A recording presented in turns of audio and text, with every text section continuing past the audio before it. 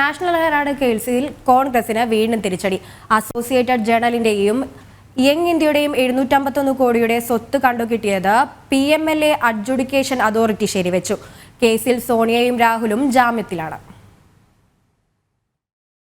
കഴിഞ്ഞ വർഷം നവംബറിലാണ് നാഷണൽ ഹെറാൾഡുമായി ബന്ധപ്പെട്ട് 751 കോടി രൂപ എൻഫോഴ്സ്മെന്റ് ഡയറക്ടറേറ്റ് കണ്ടുകെട്ടിയത്. കള്ളപ്പണം വെളുപ്പിക്കൽ തടയാനുള്ള PMLA അഡ്ജുഡിക്കേഷൻ അതോറിറ്റി എൻഫോഴ്സ്മെന്റ് ഡയറക്ടറേറ്റിന്റെ നടപടി ഇന്ന് ശരിവെച്ചതാണ് കോൺഗ്രസിന് തിരിച്ചടിയായത്.